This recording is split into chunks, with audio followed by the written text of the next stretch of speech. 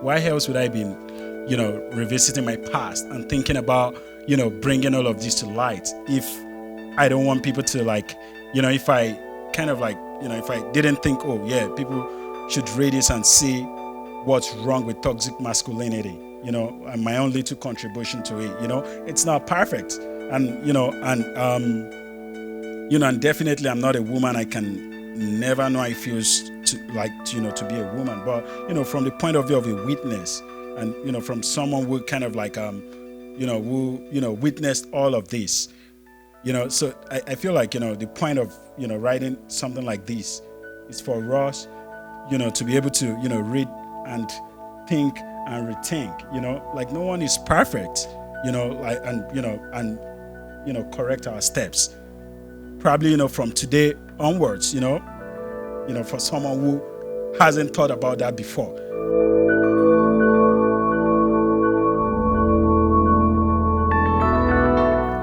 Aderibigbe received his MFA at Boston University with the Robert Pinsky Global Fellowship and is now a PhD student at Florida State University, Tallahassee. His chapbook, In Praise of Our Absent Father, was selected for the New Generation African American Poets series of the African Poetry Book Fund. His work has appeared in the African American Review, The Nation, Poetry Review, and Rattle, among many others. Tonight, he's here to present his debut collection, How the End First Showed, winner of the 2018 Brittingham Prize in Poetry. Hello, everyone. Thank you for being here tonight. It's so, wonderful, seeing everyone here. And, I'm kind of like humbled. I'll begin this talk tonight by, first giving a brief biographical information about myself. Because I feel like this book isn't just a piece of me, it's a lot of me.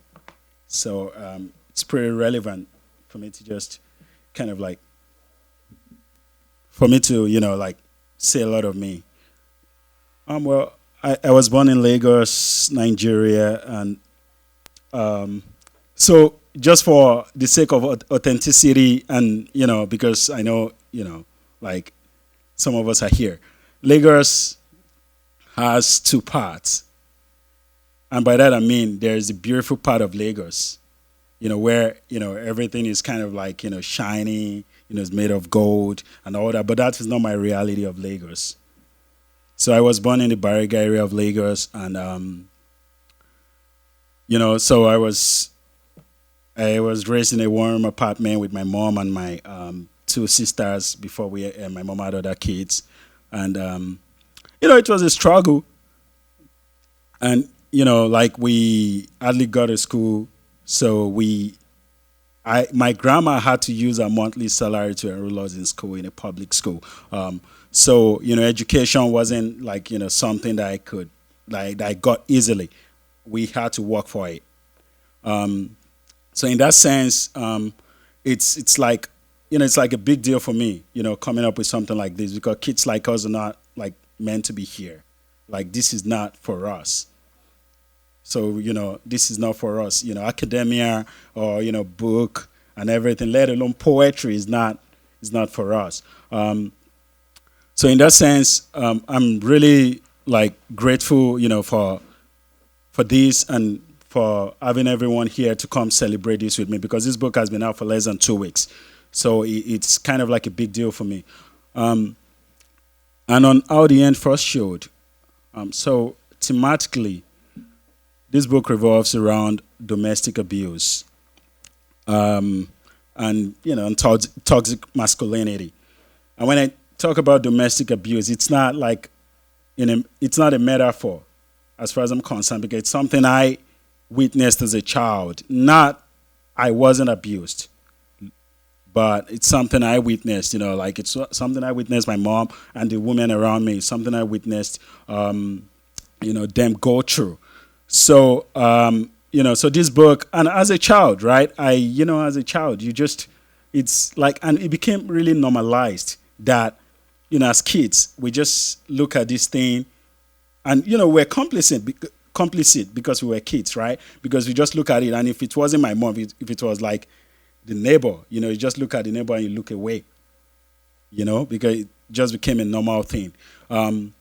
Except the only time you feel it is when it's your mother. I know, that sounds somehow, but that was what it was, as kids. And so this book is like an attempt at, stepping into the past and just trying to correct things I couldn't correct as a child. And also, it's like, it's a step at, like trying to, just understand my childhood, like understand why, this huge man, right? Who is maybe not up to 6 feet, but, who is like big and, like just pounces on someone you're supposed to love. So, it's kind of like, the psychology of it beats me and still does. So, I just, sometimes I just try to write, and these poems help me to revisit this past. So, basically that's so that's that about the theme. And structurally, which is very important too about the book, because the structure, so this book is kind of like structured into 3 major parts. So the first part takes place in like, the first parts are kind of like poems that take place in, like events that revolve around the speaker's grandmother, both as a witness and as an active participant. And then the second part of the book revolves around the speaker's mother. What that's like, now the speaker coming in as a witness. Like things the speaker, witnesses their mom, like go through. And the third part of the book is kind of like an extended elegy. The speaker loses their mom in their early 20s, and and this is a woman, who kind of like had her first child at 16, had her last child at 38, and died at 40. So it's just like, so it's an extended elegy at like, just, like an homage to like, and a tribute to like, a woman who just never enjoyed life, lived for her kids. That's all she did. So the last part of the book takes place in a futuristic space in which, the speaker kind of like sees themselves as a parents and tries to tell their kids, and try to like, just not be their father. It's as simple as that. So I'm going to read a couple of poems from this book, and I'll read these poems recursively. So I'll read a couple of poems from the first part, the second part, and the third part, and I'll go back to the first part of the book. So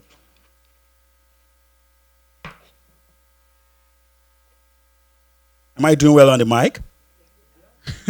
Okay. Yeah, because I see that sometimes I'm like this, so yeah, I'm used to like, this way, but then the mic is here. So the first poem I'll be reading is titled Olumo's Face. I like starting with Olumo's Face because it gives, it puts the book in a kind of perspective that I like, in a kind of like in a historiographic perspective, in a historiographic perspective, in which, like I said, some of these poems take place, like during the speaker's, from the point of view of the speaker's grandmother telling the speaker, some things that happen. So this is one of those poems.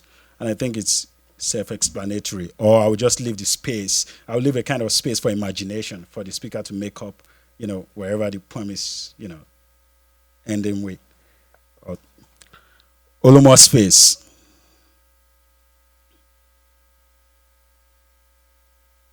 Walking across a bamboo bridge spread on a marsh which tore Abeokuta into 2 halves. A hole clipped to a shoulder, a peg to a cloth on a line. Shadows of Olumo rock fluttering beneath the limbs of insects perched on the face of the unholy water. The hair stopped moving, but the water fluttered. My grandmother's eyes walked on the water. On the end of a bridge, a man pressed a woman's head into the water because of her dead womb. When did a woman's failure lift her to the throne of God or the seat of Darwin to give reasons for life? The man pressed and pressed her face into the water. My grandmother, just 9, cried and cried before the woman became a ghost.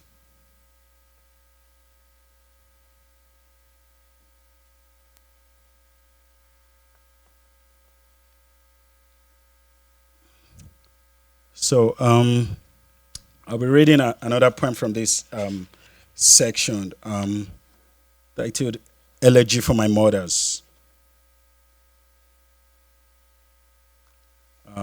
So I just, like I said, I just like when the reader make like when they imagine things and they're like, well, is this how this poem is ending or something? Because I feel like my poems are pretty narrative, and I just want to leave some space for for the speaker to like make make sense of the poems the way they want to, rather than just editorializing finally and telling you, yeah, this is how you have to feel about the poem. This is what the poem is talking about, and this. So yeah, so.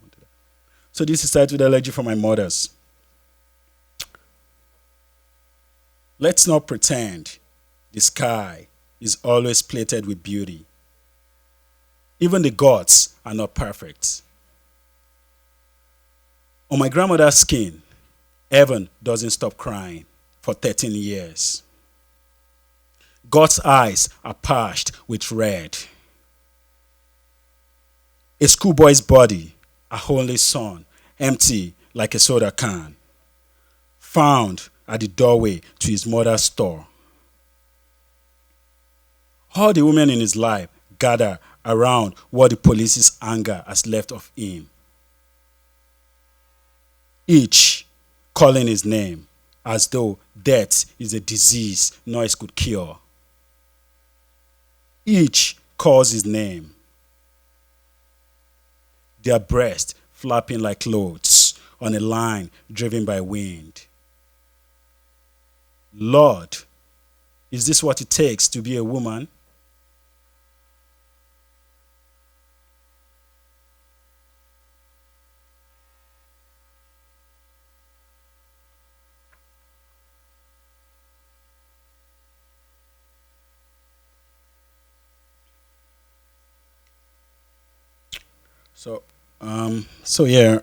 I'm going to be reading a couple of poems from the second section. Like I said, I will still go back to the first one. So I'm going to be reading Becoming My Mother's Son.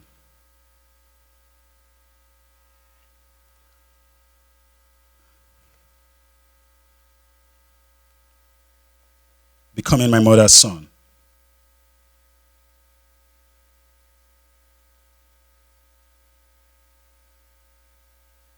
The morning sun in the room lightened a secret that slipped out of his drunken pocket. My mother packed all of her devotion into two travel bags. She strapped my little sister to her back with her gilly, tightened her hand around my wrist like a wristband.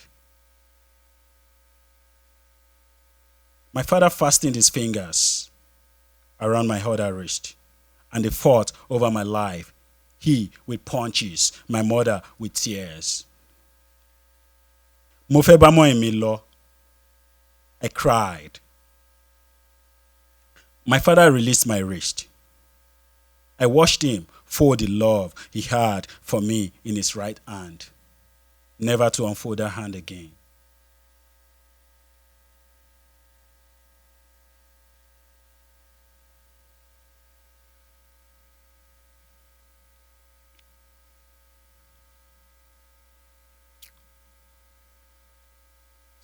So I'll be reading the next poem like they're just, like they're neighbors.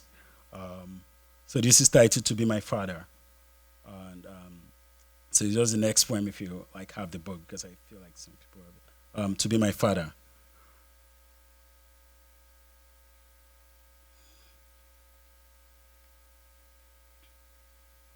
My mother's pulse rang, a hand to her ear. My father's voice, a threatening thunder. My mother rushed all of her hopes into the store and locked the evening with a huge padlock. She held my hand. We boarded a Danfo bus. A hospital, a doctor, two nurses.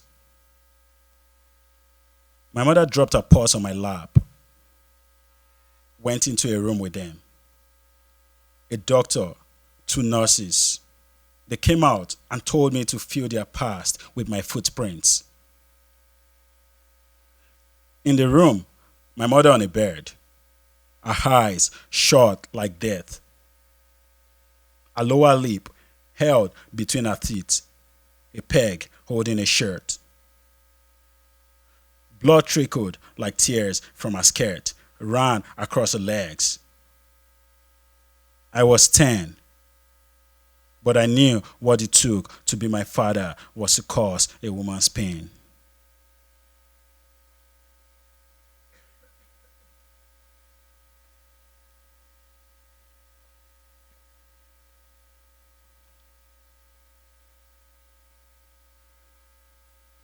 So I'll be reading two poems from like the third section, and then I'll go back to the first section, and then we open it up to question and answer. Um, are we doing well? Good, thank you. Um, I'll be reading before the elegies.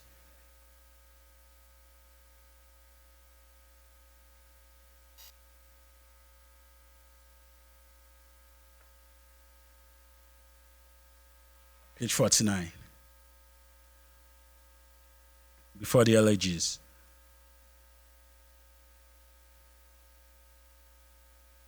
I don't know. Yeah, I'll just read it. Yeah, usually before, right? I like talking a lot about my poems. I like, explaining and all that. But I don't know, but I guess, the more I grow, I'm like, well, I'm just going to read it, you know? It was the last time I stepped into your bedroom. I remember. You could hardly complete the name you gave me. But I moved closer to the thin frame of sheets on your bed. I should have known what loomed. After all, your legs had run out of muscles for a week now. Stupid me. I thought miracles cost nothing. I pulled off the sheet, the day's legacy all over your thighs. On your bed, a map of orange-red odor. Bathroom, you said. How easily the body betrays the mind. 2 weeks ago, it was you alone hacking down grasses that invaded the backyard. Clutching a cutlass, then a hoe, cutlass. You had never waited on anyone until this week, this day. As a good son, I put you in my arms, light as a shard of glass.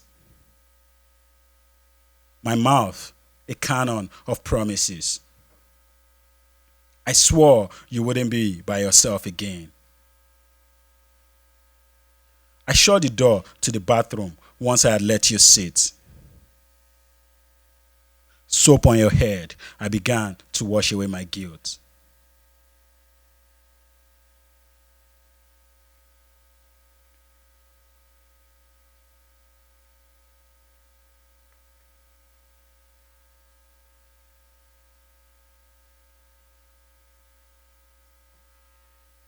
So I read Mother again from this section on page 58. Mother again from this same section.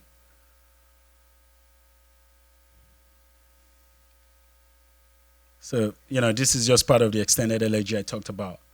Mother again. The bus drives me into nostalgia. The window, the clouds gathering around the sky. Evening dies slowly. Lagos lost in dusk huge frame. The bus parks halogen lamps lighting the nights. At the junction where I planted you for the last time on my back. Mother, I sell my body for a vase of flowers, for a bottle of nail polish. Apply the road to the deteriorating wall of your grave, where I inscribe the debt I owe you with a brush drenched with nail polish. I set a vase upon your concrete breast.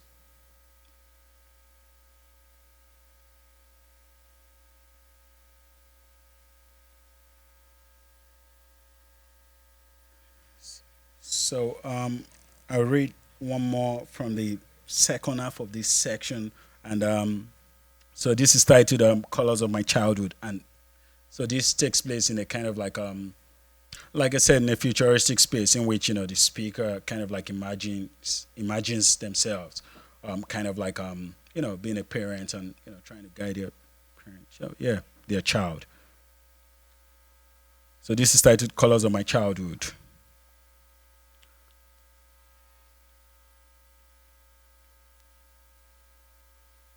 The school term lodged in my past. You drove us to a field full of childishness. Some riding electronic horses, some playing computer games. I asked for a story, spiced only with your childhood. You gaped at the sparkling floor. The reflection of a child, tortured, gaped back. The cup of ice cream in your hand, a towering snow. I would lose you to snows years later. Milan, Stockholm, Amsterdam. And my mother would go from town to town in search of a husband who was neither dead nor alive. On good days, I would ask her, could there ever be a boy's childhood built outside his father's shadow? My mother could not outlive this question. If my son requests to see my distant past, Father, do you ever wonder what color it would appear?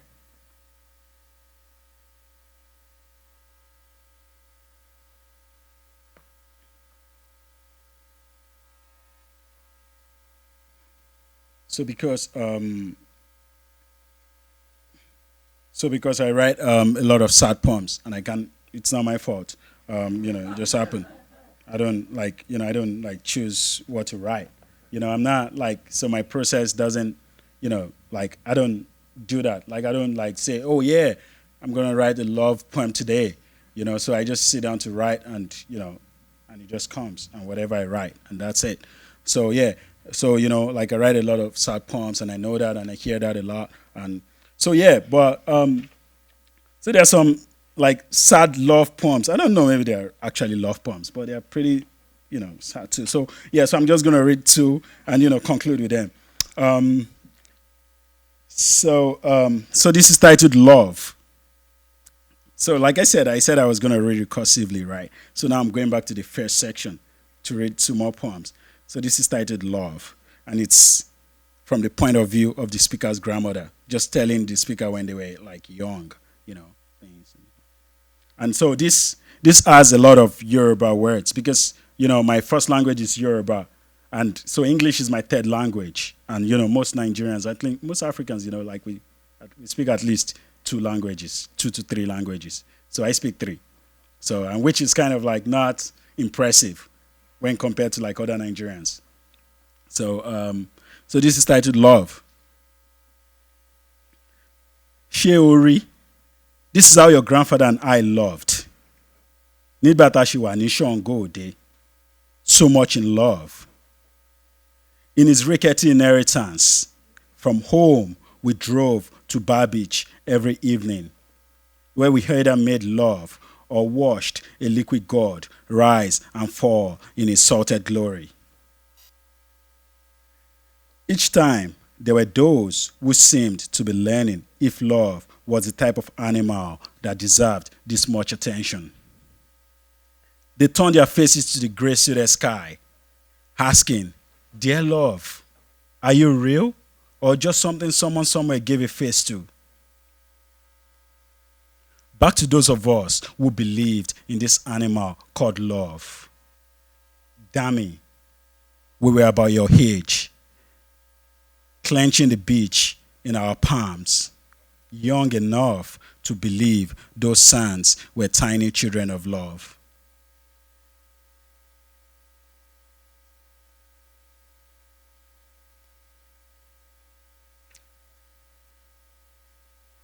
So the last time, it wasn't like the last time, but the last time I read in Boston, I somehow I read Love because someone asked for the title poem, like where I got the title from, and so the title is from like a poem titled "The Beginning," and then I thought I was reading the beginning, but I was reading Love.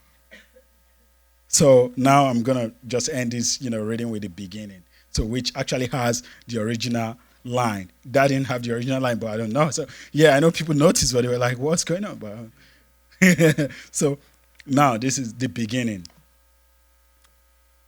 So this also has a lot of Yoruba words, like I said. So I code switch a lot. I love it. Omo mi onwo. This was how the hand first showed. When he woke up that Wednesday morning, his teeth were not the light bulb we had come to know.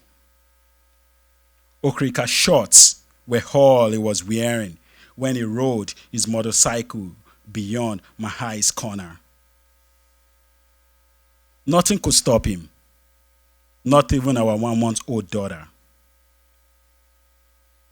Nothing could stop him, not even our 1 month old daughter, when he rode his motorcycle beyond Mahai's corner. Okrika shorts were all he was wearing. His teeth were not the light bulb we had come to know when he woke up that Wednesday morning. Omo mi onwo. This was how the hand first showed.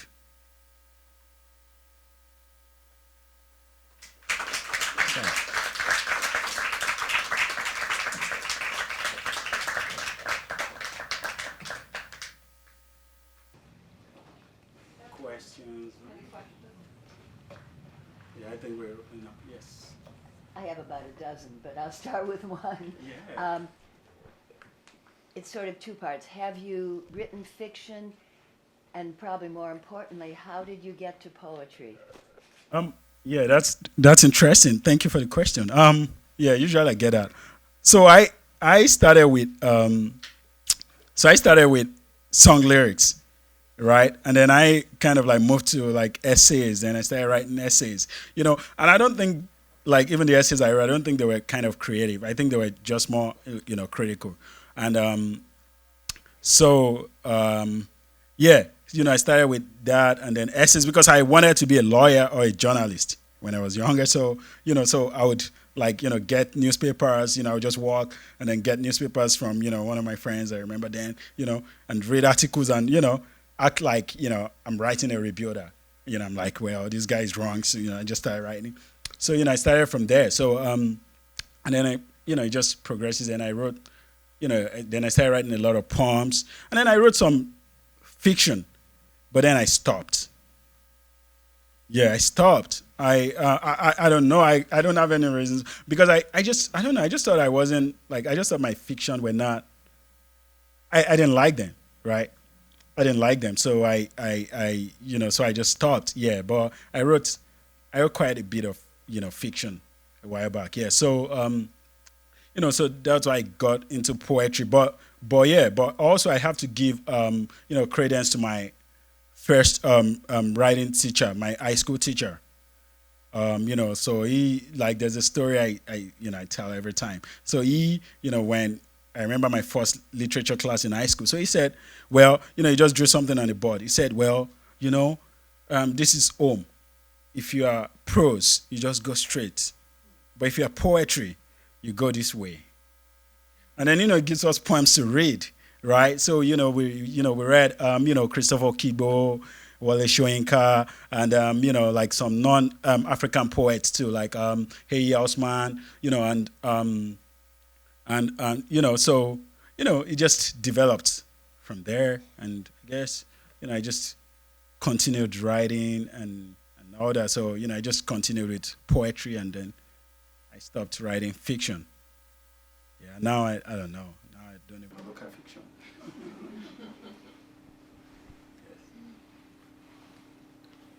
Oh yes, sir. Yes.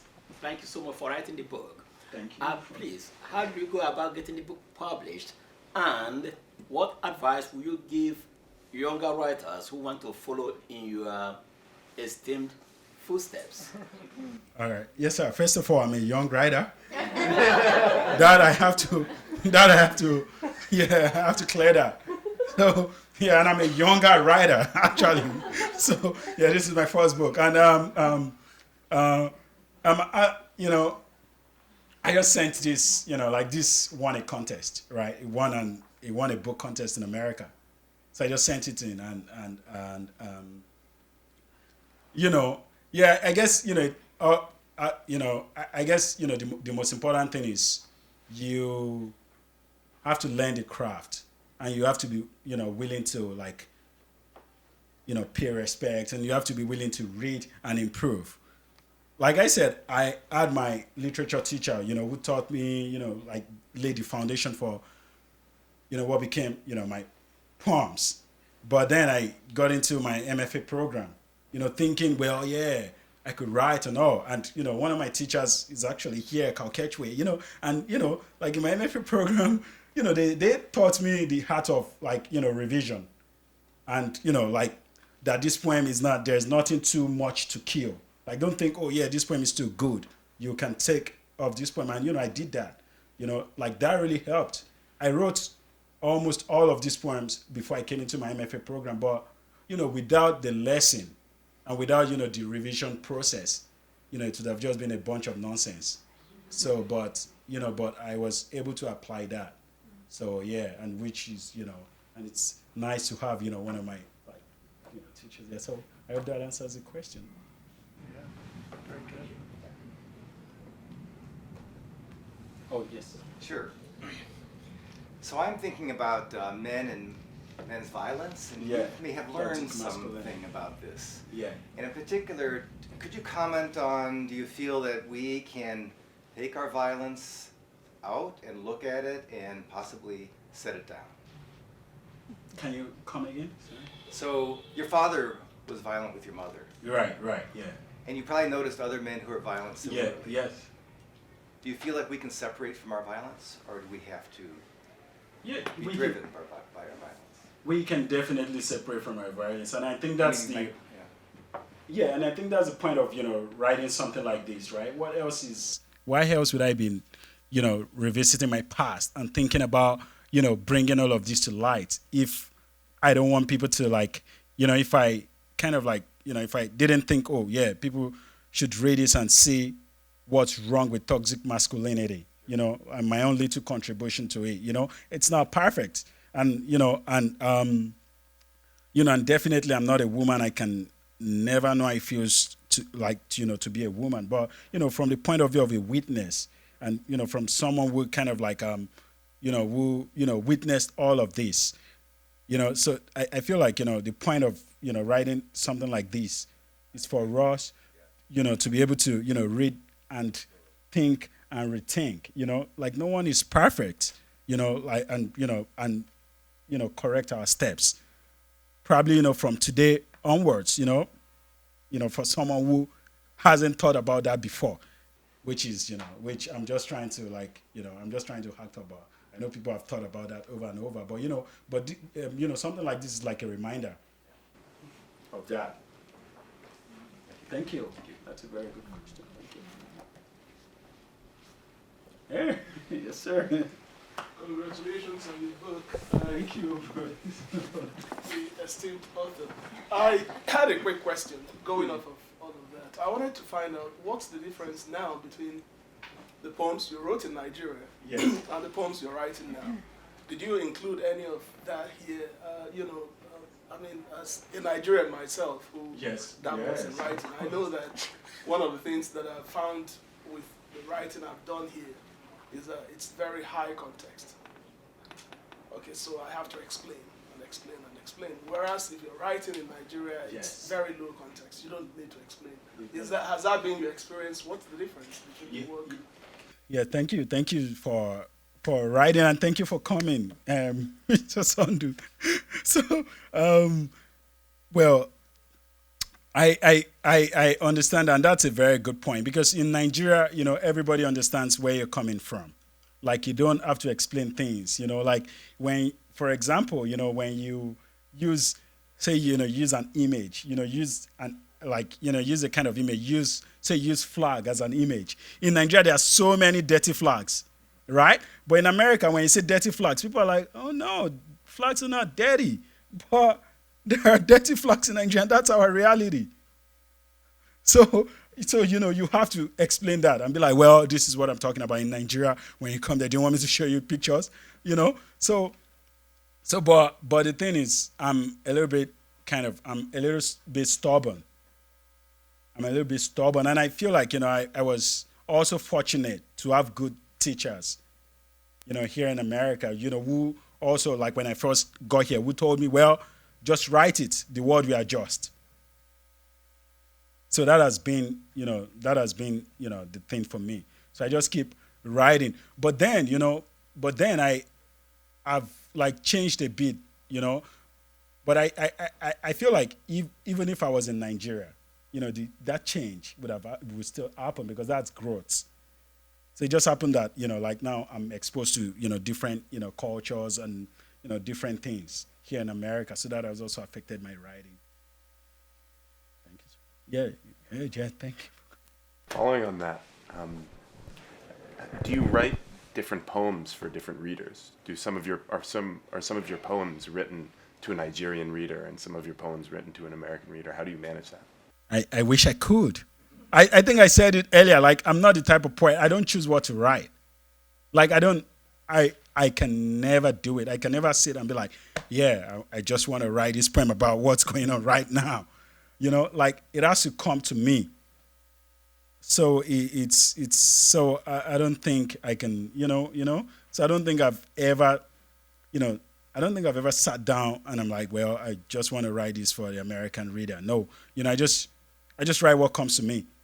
And if it's, acceptable to an American reader, that's fine. If it's not, that's fine. I feel like, you're not, to be honest with you, everyone is not going to like your work, but that's fine.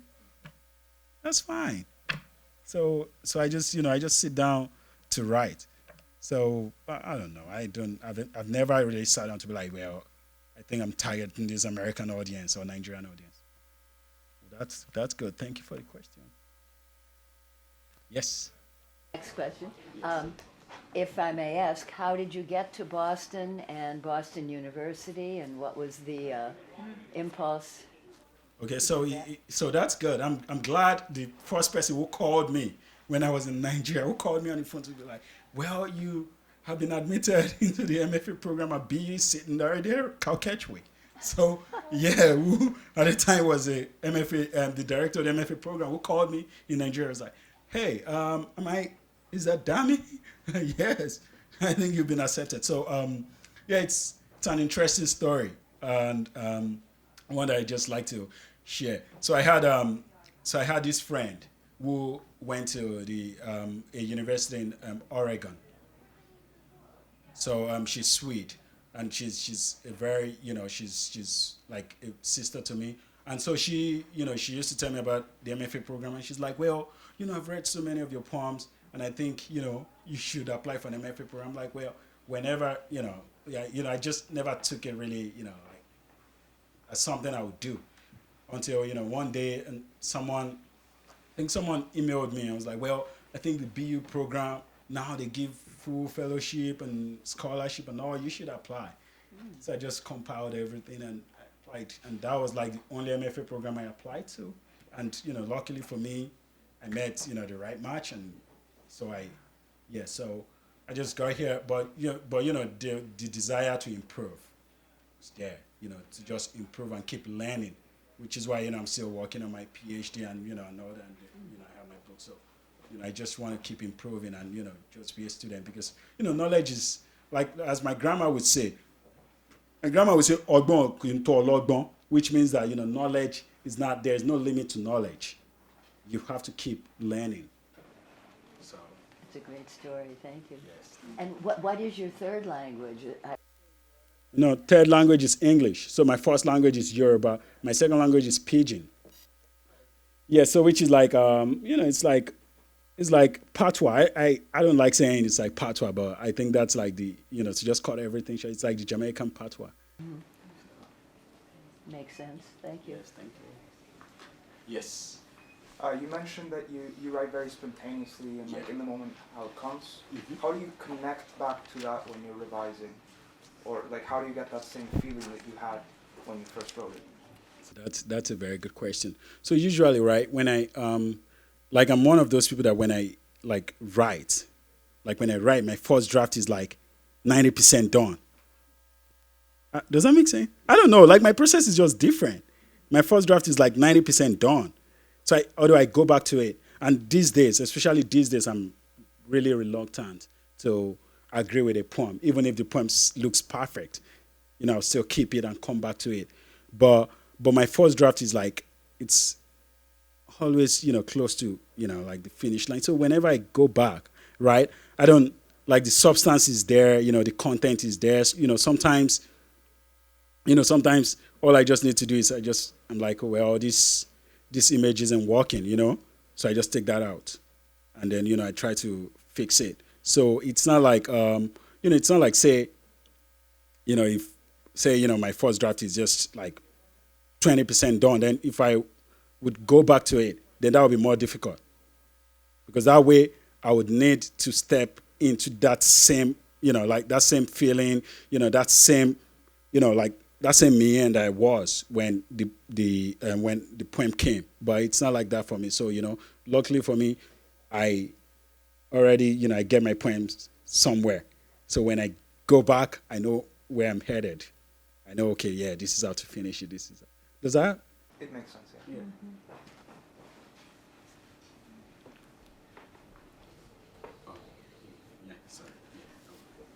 I have a sense that this book is a memoir in poetry, and my question then would be, do you have any other stories swirling around up here that you feel need to be told that you haven't told in this book? Very good question. Yes. There are there are just so many things that I think I still thought about this yesterday. Right? There's just so many things that I don't know. I just couldn't put them down. Like so many events. I'm like, you just can't. Some I just try to write them and they're not working. I'm like, no, this poem is bad. And then you take that out. So so many still floating here, but I just can't put them down in poems, or I just haven't found the muse just hasn't found me yet. Either way, but definitely there's so many things floating here that are missing. So many things that are missing here. So many. Thank you. Thank you. Yes. What's next for you? What are you working on? It's kind of like still new, right? I just published a poem, so I don't know. It's probably gonna take some.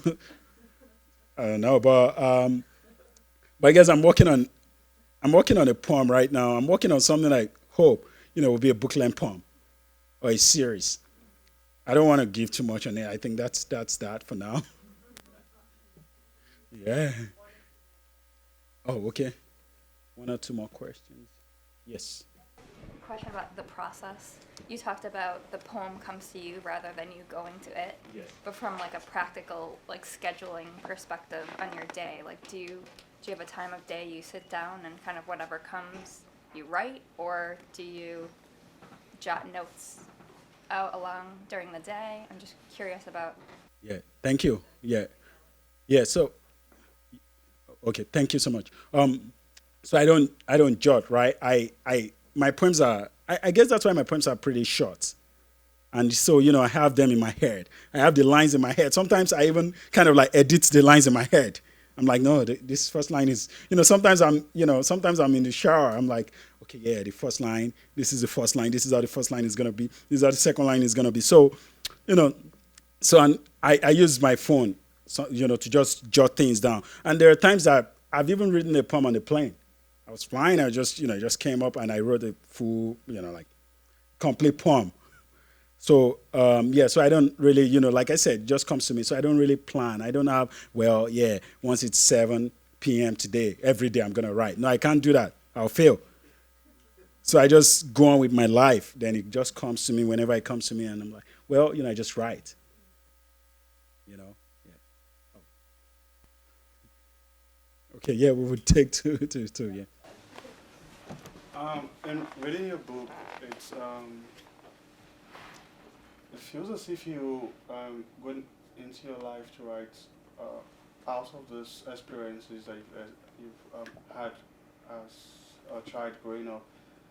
I'm just curious, what does the poem mean to you? Like, what does the poem mean to me? It could be, I like you said, right? You said I went into my life, right, to to write about these things, right? It's my life. Like poetry is not just like I feel like it's my only means. Like it's the only way I can communicate. You see, it's the only way I can communicate. You see, like the way you guys are asking me questions, I'm like, like, but if it was like in a poem, it's gonna be really, like lucid, and you're like, okay, damn, this guy. So, it's like my best means of communication. It's like the only way I can, it's like the only way I can express myself best, and say things. And it's like, I feel like it's the only way I can, it's the only way I can say things that actually mean things to me, that mean a lot to me. So that's why I said this book is not just a piece of me, it's a whole lot of me. So when I write a poem, I shed a lot of blood. So, yes. Dami, it's a huge pleasure to see you again, and of course, almost no greater satisfaction for a teacher than to hear a talented student. I actually, my mind has gone back to your application to the BU MFA program, which I think I read in the fall of 2014. Yeah. And at that time, you were in Lagos, I think, and you were actually working with young people yourself. You were teaching. And I remember that we corresponded a bit about the relative lack of a creative writing infrastructure in Nigeria. And I'm curious to know, it's spectacular that you are established here and now in a PhD program, and I'm wondering whether your longer term plans, at one point they included going back to Nigeria to try to advance the culture of creative writing in Nigeria, and I'm wondering where you are in your thinking about that. Yeah, thank you so much. Thank you, Carl. Thank you for coming. Thank you so much. Yes, so I've been thinking about that, and it's like a goal. But I can't do that alone, and it's funny because Nigeria keeps, there are some Nigerian writers here. I see their faces, they're smiling. So they're here. We've been like churning out a lot of writers, like we have, so many, like I have so many senior writers that I hope that, we also listen to this, and thank God it's being, filmed. So they can hear this, yes, there's, so I hope that I can contribute to that. So it's still in my plan, to go back to Nigeria at some point. And, even if it's not, even if I don't, live there permanently or, just sure to, and make sure I establish something in Nigeria. But thank you for bringing that up. And and I hope, like there are seniors listening. Yeah, there's your son to hear. Thank you. You're listening with a very senior Nigerian writer. Thank you for coming. You're listening. Thank you so much.